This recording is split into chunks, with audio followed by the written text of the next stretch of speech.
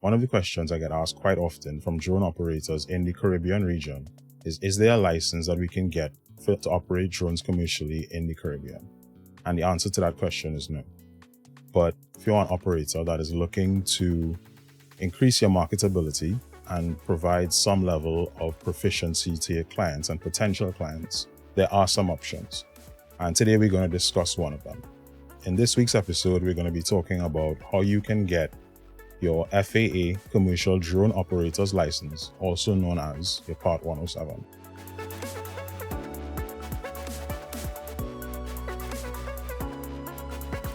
Welcome back to another episode of the Pilots of the Caribbean podcast, where we talk about everything drones and how they're being used in the Caribbean for fun, research, and commercial purposes.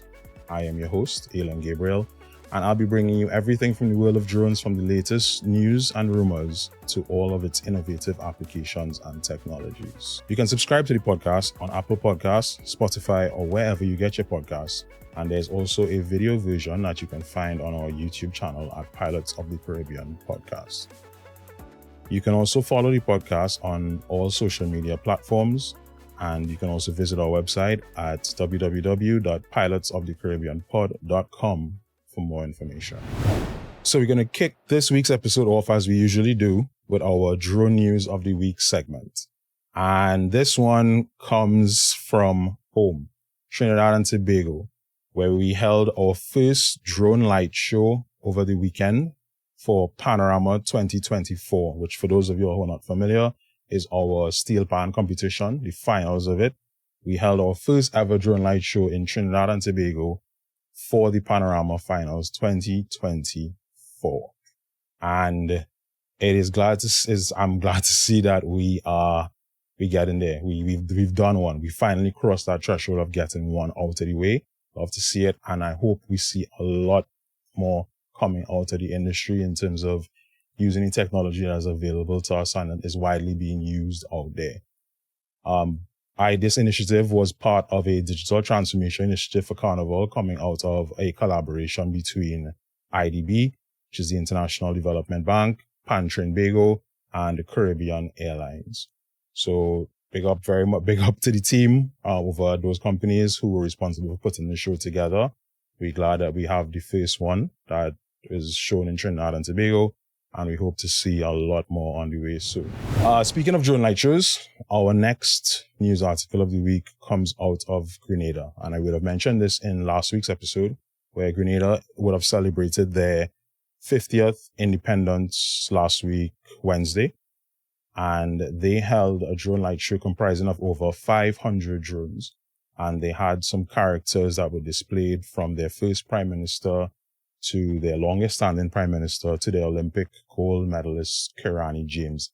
And that animation of the drones showing Kirani running was a big flex. Congratulations to Grenada on that display. It was a really impressive show, and we hope to see more coming out of the Caribbean. I'm glad to see drones being used, and the uses that are out there being used in the region and in the Caribbean. As usual, links to all the videos of these shows. I have not been able to find a official video recording of the Trinidad and Tobago drone light show as yet, but I'm sure there'll be one coming soon.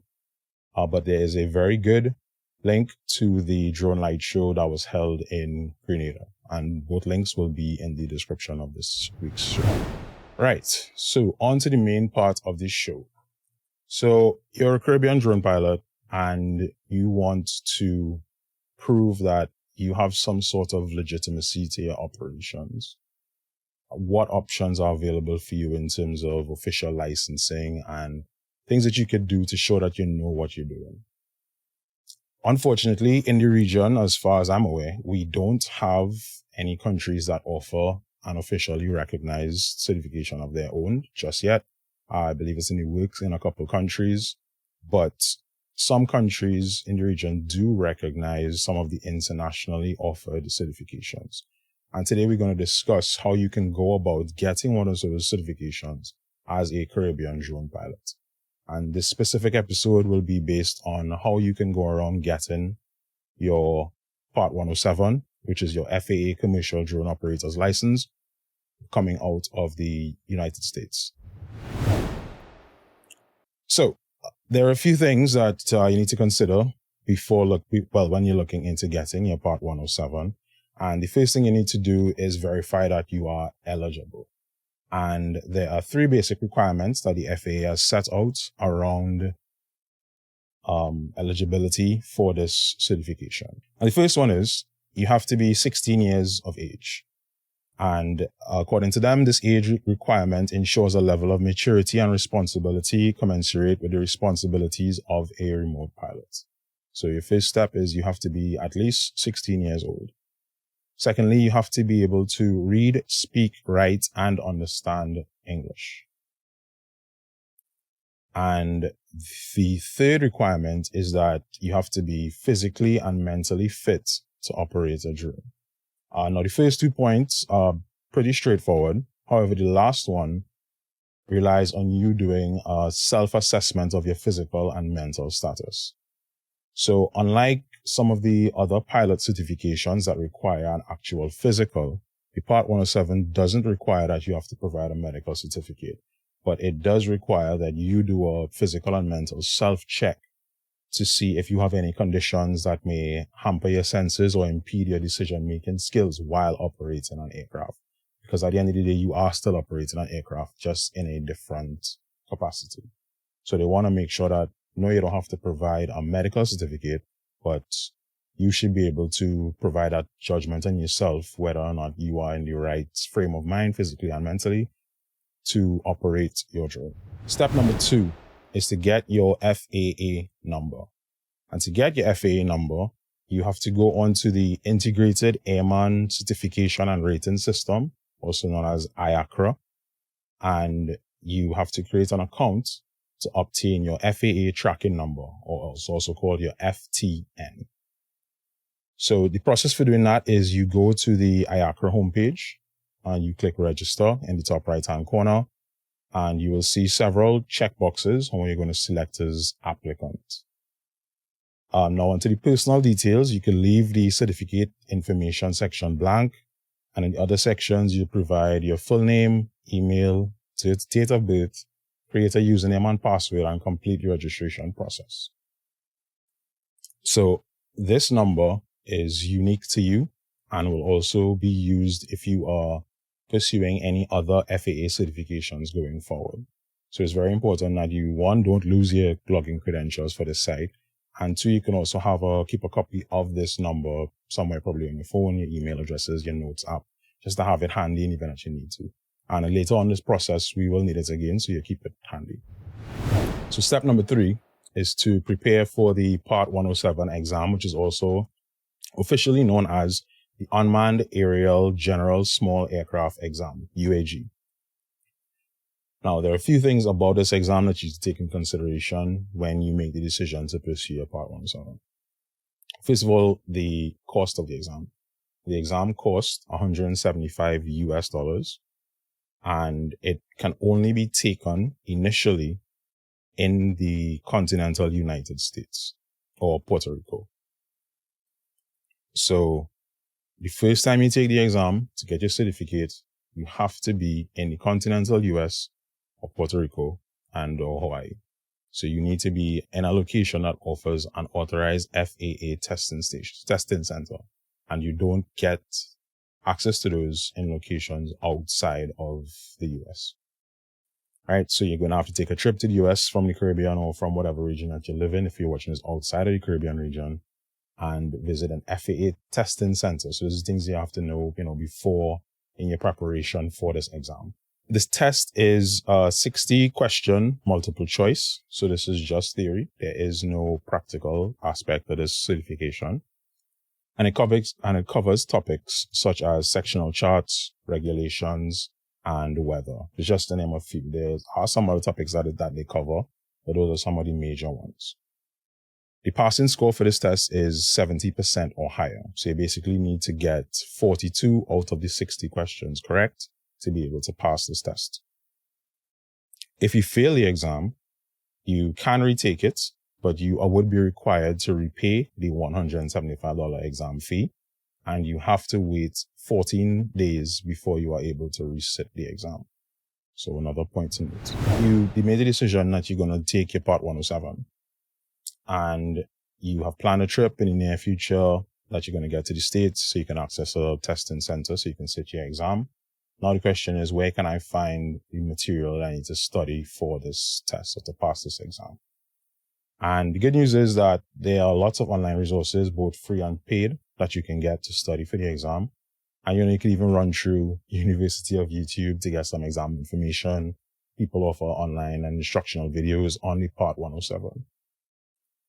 Or you can take the official recommendation of the Pirates of the Caribbean podcast and use an institute that I personally recommend called the Pilot Institute, that offers a paid course for the Part 107 and is lifetime access. The course costs $159. And with that $159, you get 12 and a half hours of video lectures, more than 250 practice questions. You get an illustrated cheat sheet. You get a flashcard app. All the material is optimized for mobile and computer, so you can access it from anywhere.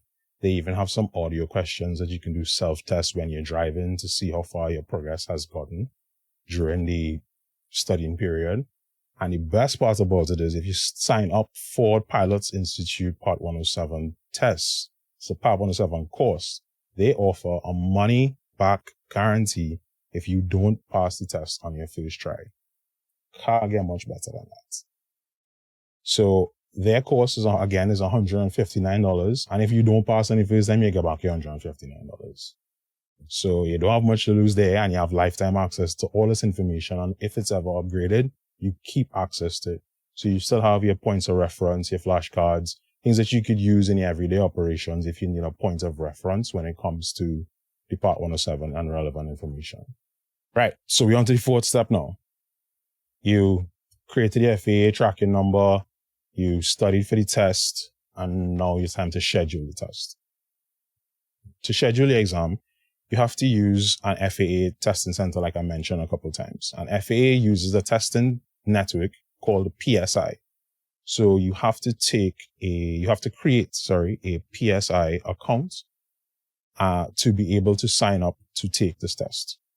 And the process is straightforward. You go to the PSI exams website, you create an account, you enter your FTN tracking number, that number that I told you that will stay with you as long as you're alive. Once it relates to your FAA certifications, that one number that goes with you, you enter that in your PSI account and you fill out all the required fields on your website.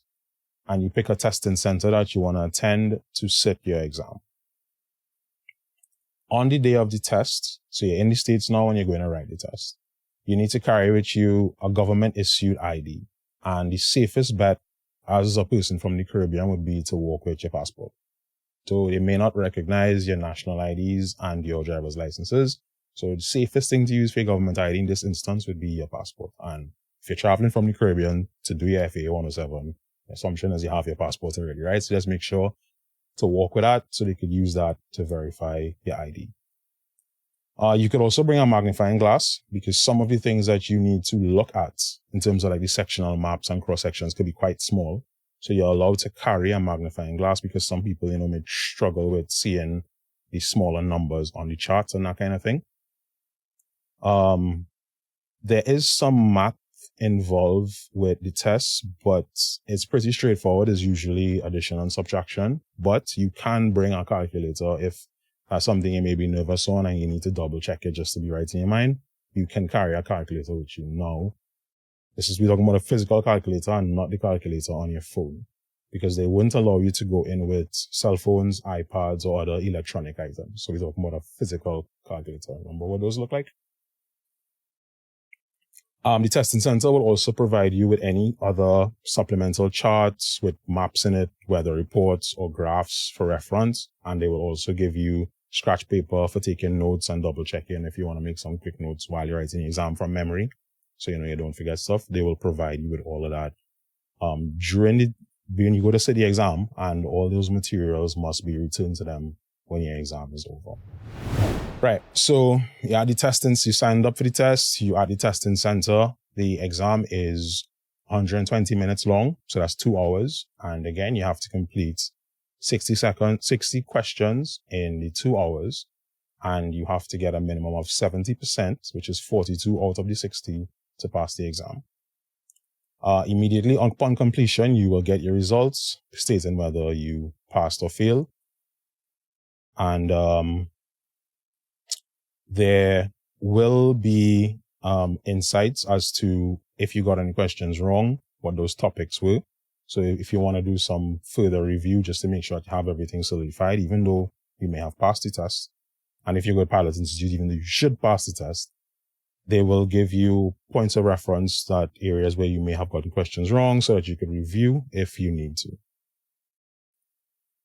So now that we've passed the test, you need to go back to the system where you got, as the IACRA system, where you first got your FTN number, to start an application to receive your official certification.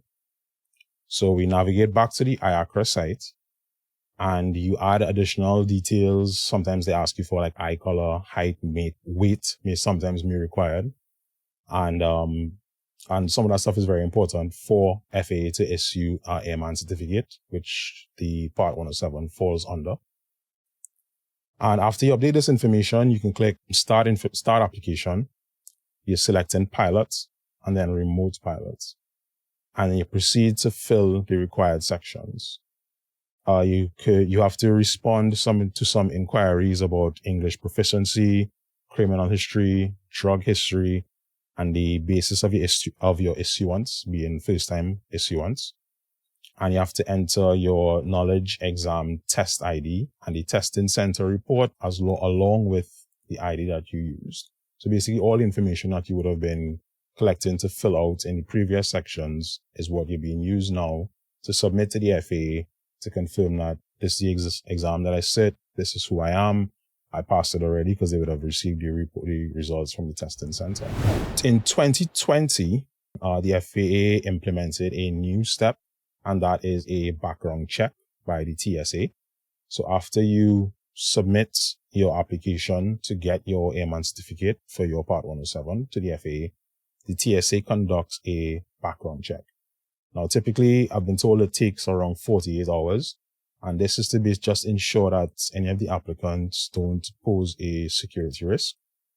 Nobody could say for sure what the TSA checks in your background check, but they basically look at if you have any aviation related felonies, and once you don't, you should be fine.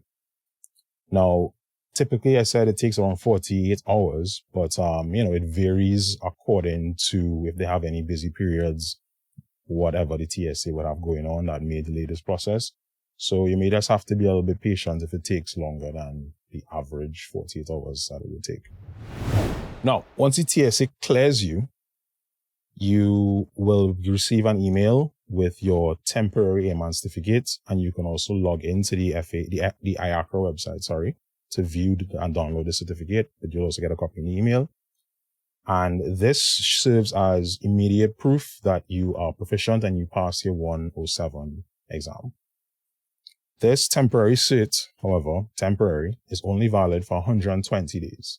But while that is valid, you should be, during that 120-day period, you should receive your Part 107 card. And it looks just like a driver's license that you can keep on you in your wallet. But until that reaches to you, you can use your temporary cert. Now, the last thing is when you get your permanent card. Now, one of the things you're going to notice on this permanent card is that there is no expiry date. So technically, the license doesn't have an expiry date, but the privileges for commercial drone flight granted to you by the FAA is only valid for 24 months. So unlike your driver's license, you won't see an expiry date on it, but in the FAA database, you are required to update your proficiency every 24 months. And so 2 years. And that process is to just log into the FAA, and there's an online exam that you have to sit. and it takes about an hour. It's multiple choice, and you can do that from anywhere in the world. It's totally free once you have an internet connection. So to reiterate, the license itself, the hard card, does not have an expiry date, but your privilege to operate needs to be renewed every 24 months. And every time that same document that you would have received initially in the email, the temporary cert, every time you renew it, you get one similar to that saying that you have basically refreshed your privileges and you are valid for another 24 months to operate commercially. And that is it. So we're basically looking at a 9-step process, but a lot of these steps aren't very long or complicated. And it's, when you get into it, it's a pretty straightforward process to get your Part 107 license and to show some of your clients that you're on a higher level of qualification than just operating out here. Because a lot of people like to use, they tell you that, we just have a lot of fly-by-night people because we don't have a license and there's nothing official. And you could change that if you want to operate commercially and bring that next level into your business. If you have any questions, you can feel free to reach out to me and I could help you get through the Part 107 process, the registration process. Like I said, this podcast recommends the Pilot Institute course for the Part 107 training. So if you're looking for training material, I would suggest that you check those guys out. The cost isn't that ridiculous and you have lifetime access to all of the material that course offers. Lastly, I want to close out this week's episode as we usually do with the video of the week segment. But this week's video is a little different. It's not one of those, nice beach or positive looking videos of the week. This week's video segment comes from a disaster that Tobago is currently experiencing. And it is a oil spill that happened from an overturned ship not too far off the coastline of Tobago, the eastern coastline. And this is a drone video for this week, just basically is highlighting and bringing attention to what Tobago is currently experiencing. And I hope that they can get some sort of relief soon and that instances and accidents like this could be minimized and stop happening, not just in Trinidad and Tobago, but the region and the world.